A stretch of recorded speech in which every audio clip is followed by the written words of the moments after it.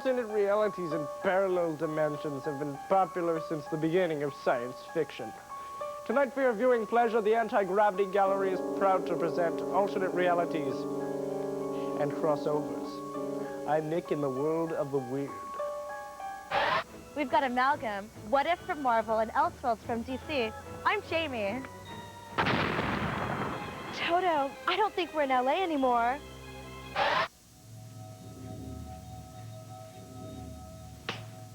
Let's rock. I'm Phil in. And you're watching the Anti-Gravity Room.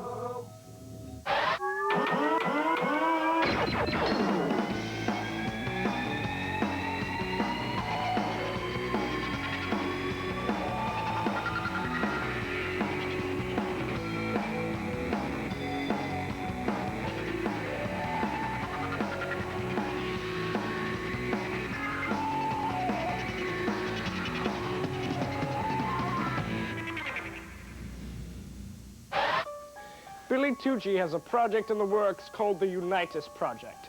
He filled us in on that and tips on how to bum change off of diplomats outside the UN building. Okay, Billy, this must be your favorite toy store in the city. Oh, yeah. This is the American Dream Machine down in Soho in New York City. Place where they... Where all your bikes are done.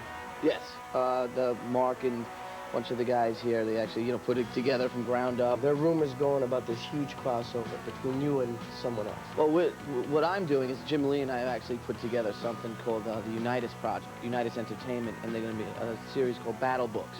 And what's involved in the Battle Books is the way we look at it is like the destroy all monsters of comic books. It's going to be almost combining the card game aspect, like Magic the Gathering, versus comic books. So was it just you and Jim, or just everybody getting together and saying, let's come up with something just very, very different? I had actually seen these books called the Lost World books, which actually were dealing with sort of fantasy type things when we're looking at, like, gargoyles versus skeletons, and they battle one another in these books. And I said, oh my God, it's just natural to make that into comic books where you can have actually Spider-Man could fight Spawn or something like that. And you bring all those fans in. You can bring all the fans in from the trading cards too, because then the books are going to branch off into trading cards. Basically what it is a series of poses.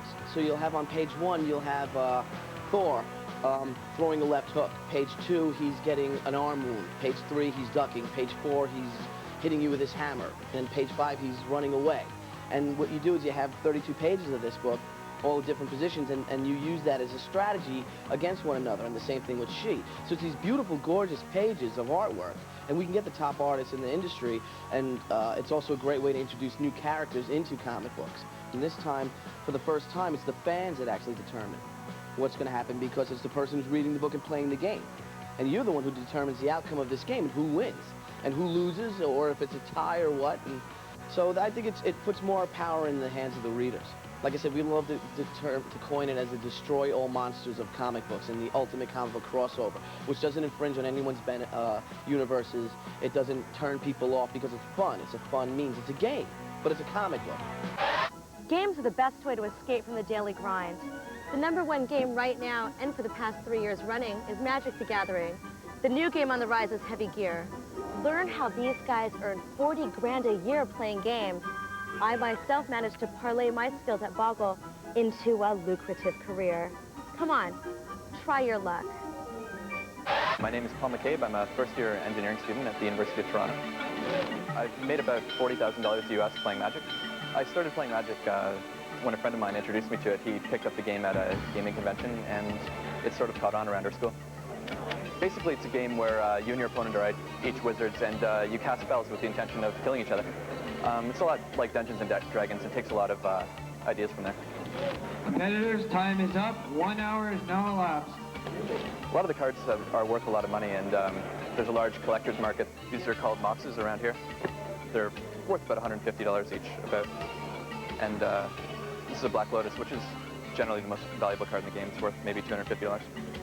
I never imagined that I'd be making this kind of money playing a card game of all things. I mean, last summer I was working at a pickle factory nights trying to pay for university, and I mean now it's like it's all paid for, and here I am. Okay, I'm talking to the guys from Heavy Gear. Now introduce yourself to the camera. Hi, I'm Mark Vizino. I'm a line editor at DreamPod 9, the company that does Heavy Gear. Et là, je suis en carrière, I do the same thing essentially. So tell us about Heavy Gear, the premise, the themes, the characters, the rules. Heavy Gear is a game of combat in the far future. The game happens on a planet called Terra Nova in the year 6000. They developed the Heavy Gears, which are combat vehicles that are about 5 meters high and carries enough weapon to be equivalent to a 20th century tank. How did you come up with the idea for the game? Mostly classic science fiction, such as Starship Trooper from Robert Heinlein. Also Japanese animation, of which giant robots are a staple of the genre. Why do you think the idea of giant robots is so popular now? I'm a knight in shining armor. You're ordinary Joe, but you actually get to have superpowers through a machine for a certain limited amount of time. Let's face it, a robot is cool. It's cool looking. It can strike pauses. It can do almost anything a human being can, but it looks really cool. And why do you think someone like me, like a normal person, would like Heavy Gear, the game? It's really exciting, it's cool looking, and it takes you to another universe entirely, which is so very detailed that you can sort of immerse yourself into it and say, hey, this is just like a real world to me.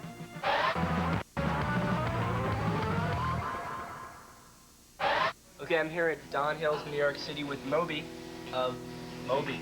Big band on tour now. So, tell me, are you into comics at all? Like I was saying, I'm into comics when people show them to me, but I don't know if I've ever made much of an effort to go out and buy comics on my own. Once I had my heroes, once I had my dreams, but all of that is changed now. The truth begins again. Do you collect anything at all? No, because I don't know. Living in New York, I've lived in like 9 or 10 different apartments in the last 6 years. And every time you move, you just hate your possessions. Mother taught us patience, the virtues of restraint. Father taught us boundaries, the knowledge we must go. All right, I noticed you have a lot of influences from like Ozzy Osbourne to Buzzcocks. I mean, can you tell me a little about your influences? Because I just grew up listening to pop radio, where you'd have an Aerosmith record right next to a Donna Summer record, and Mariah Carey next to Metallica, and it makes sense.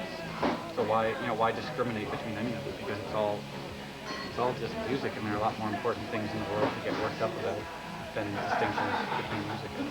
Okay, you heard it here, Moby, he's the man.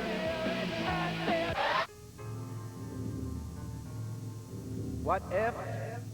Elseworlds, and David Lynch's interior decorating tips. Up next. This Sci-Fi Channel program is brought to you by Parent Time. For the most important job in the world, www.parenttime.com. As the Sci-Fi Channel celebrates National Space Day, witness reports from the Mir Space Station.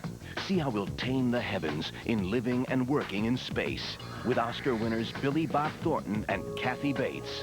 Then it's every man for himself on a transport to danger. What is happening? Trapped in space.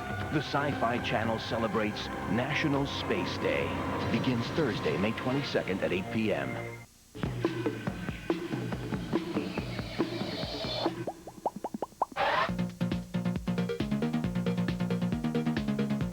Okay, today we're going to be taking a look at a brand new Nintendo 64 game called Pilot Wings. Now, Pilot Wings is basically a flight simulator. Here's the problem with most flight simulators, though.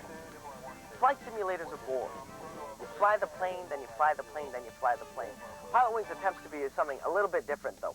You have 6 characters to choose from, each with different flying skills, so you got to be sure you pick the right person because there are 3 types of flight, okay?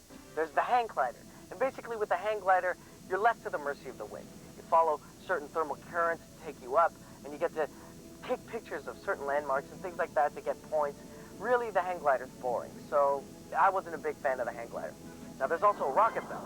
Now, the rocket belt is kind of fun, but really, when you're playing it, you realize this thing is hard to control. You get certain points for hitting certain balloons and things like that, and it is hard, and it just makes you give up really easily. The best part of the game is choosing the gyrocopter. The gyrocopter is like this hybrid form of airplane, helicopter. You get points for going through certain rings, you get points for landing properly, you get points for taking off properly, and you get points for going through certain rings, and the best of all, you get missile launches. Now, the graphics are great. The sound is really, really good. You get 4 different islands to choose from: Holiday, Crescent, Ever, Frost Island, as well as Little States. And in Little States, you get to see all these great American landmarks. Now, Pilot Wings, I have to give 4 out of 5, and I take off 1 just because, really, for the Nintendo, so far we've only seen about 2 games, and I can't wait to see what's going to be coming up in terms of flight simulators. The Pilot Wings, I didn't like the first 2 types of flight, but I did like Gyrocopter so much that I'll have to give it 4 out of 5. Pilot Wings. Have you ever sat down and thought about your life? You know, for example, what if I'd gone on that job interview? Or what if I'd gone on that date? Or the ever-popular, what if I'd filled the Hindenburg with helium instead of hydrogen? Well, Marvel does the same thing. Check it out. What If is an anthology series here at Marvel. It's a book where we simply ask the question, what if? What if a story turned out differently than what we've read in the Marvel Universe stories that we've seen so far? In What If, you get stories about characters in alternate realities, where stories from their history and their life are basically turned on their ears and told in a totally different light. What If began when writers actually had stories in their heads that they weren't able to do in the regular continuity. When you see a printed storyline, you say, well, what if it turned out differently? And so many people had so many ideas, we ended up doing a book called What If. As a writer, What If allows you to really kind of play with some of your favorite toys? Well, I think sales-wise, one of the most successful books was What If starring Wolverine. It was a story that just came out recently that involved Wolverine becoming totally feral, even beyond what's been happening to the character in current continuity.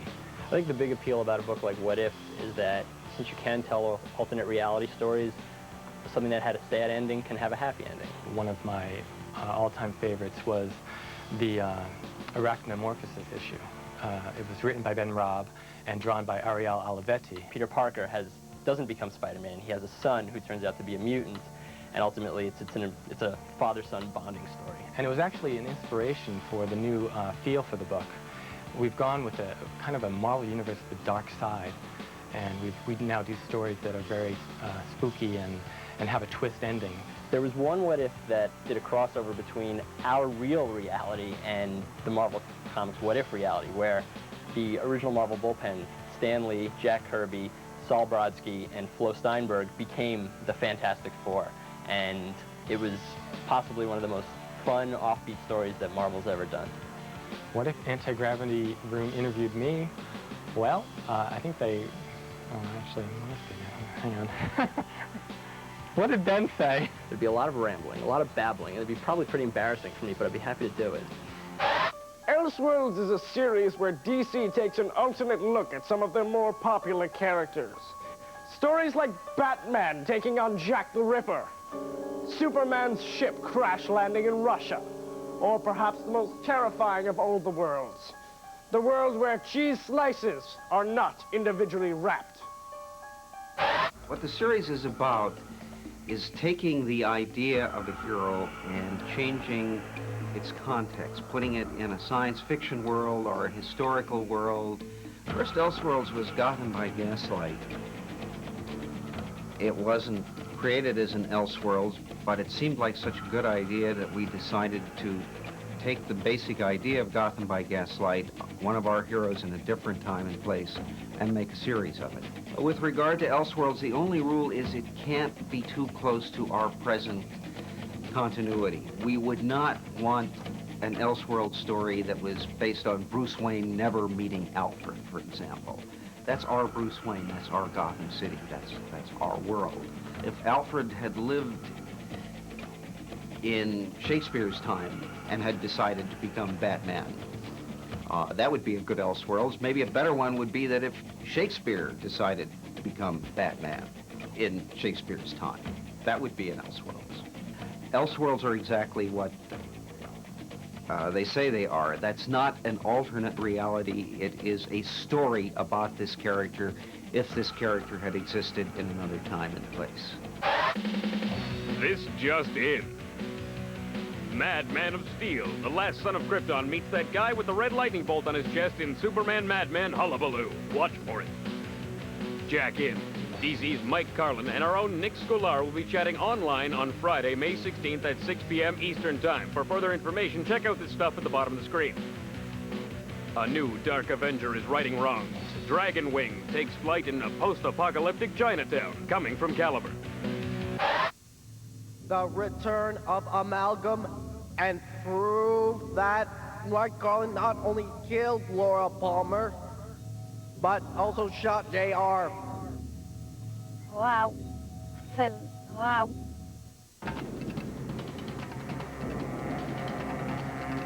Choose one.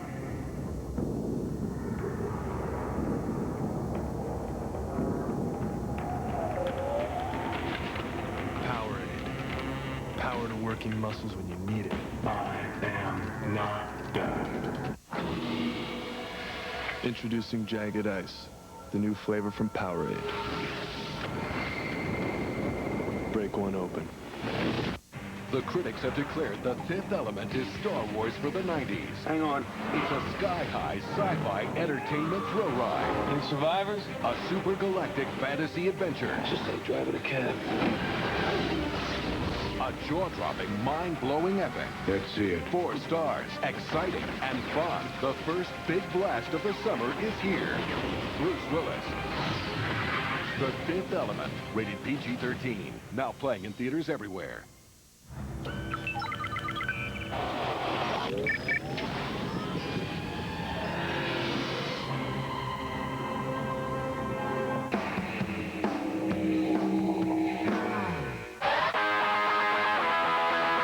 Hey, what's up, fellow pavement eaters? I'm Nick here in the meat market with Comicopia, my weekly chance to pursue my dream as a lounge singer.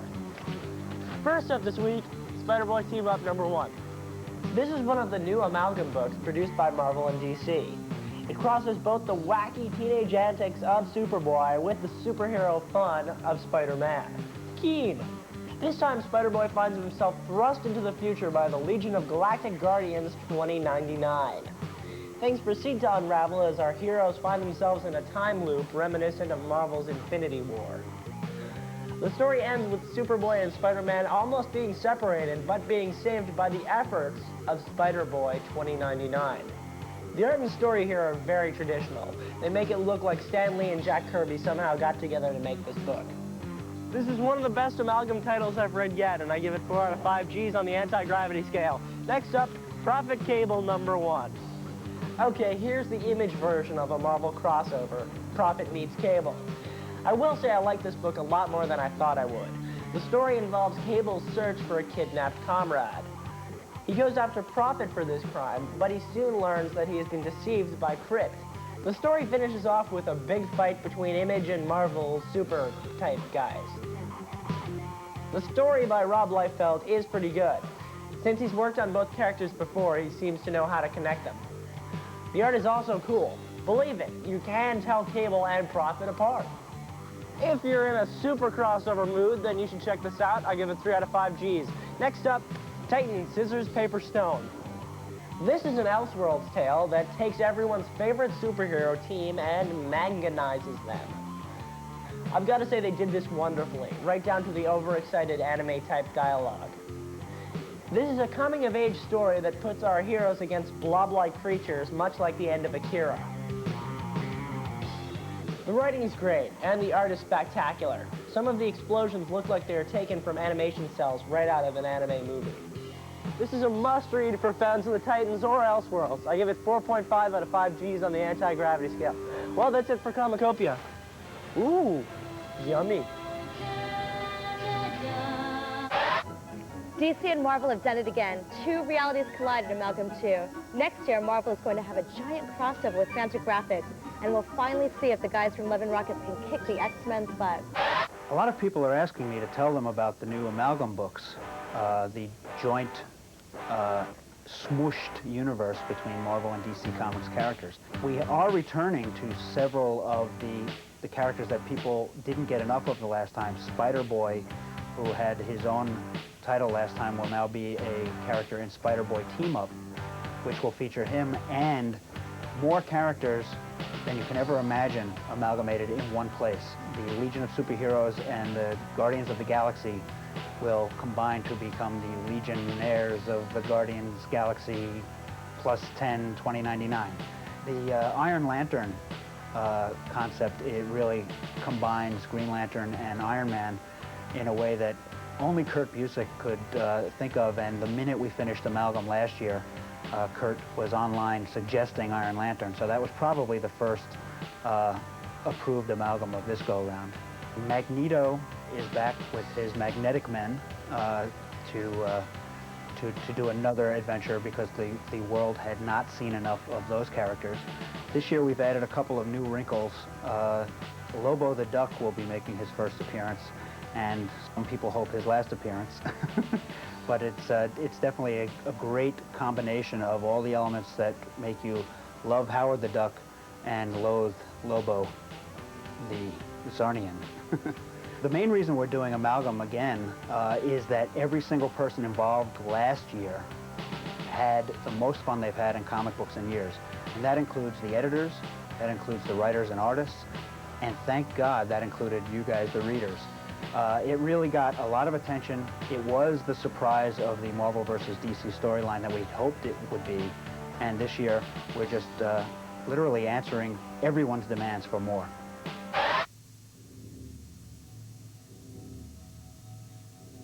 Viewer mail up next. This Sci-Fi Channel program is brought to you by Parent Time. For the most important job in the world, www.parenttime.com.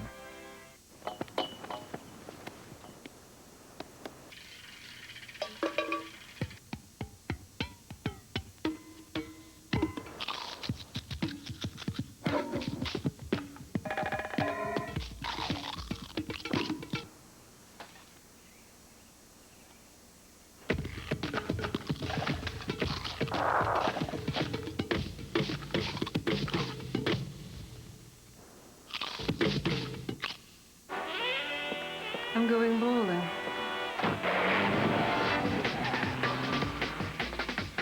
Yeah, she just checked in. We got her.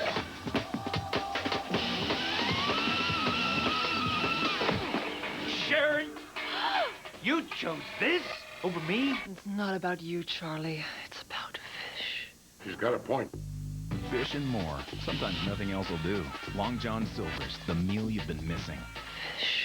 So I pull into this gas station.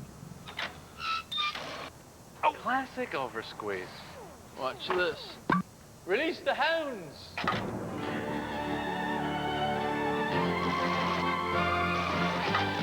Perfect pump.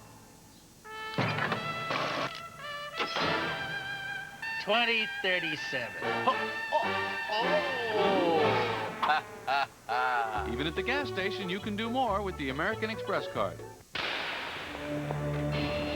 It is said that good things come to those who wait. But in business, greater things come to those who refuse to.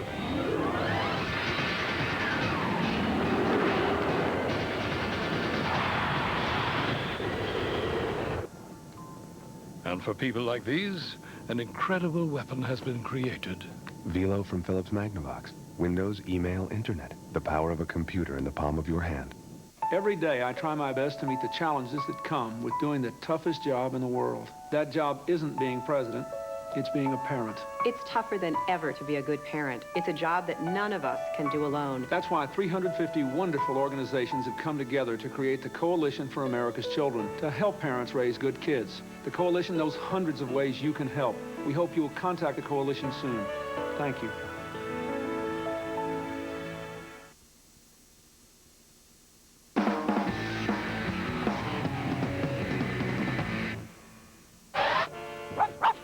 What's that, Toto? Mailbag? Wait a minute. Dogs can't talk. I've obviously gone insane.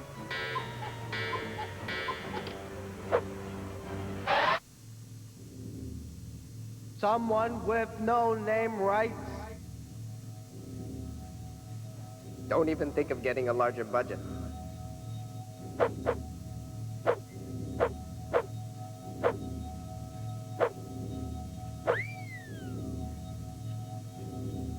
I don't think that will be a problem. Jimmy Hoffa writes, thank you for your comments, Jim. You can write to us at the Anti-Gravity Room, care of YTV Canada, Station C, Toronto, Ontario, Canada, M6J 3N1, or email to antigravity@ytv.ca. Don't forget to check out our weekly updates on the World Wide Web at www.antigrav.com. There's no place like LA. There's no place like LA.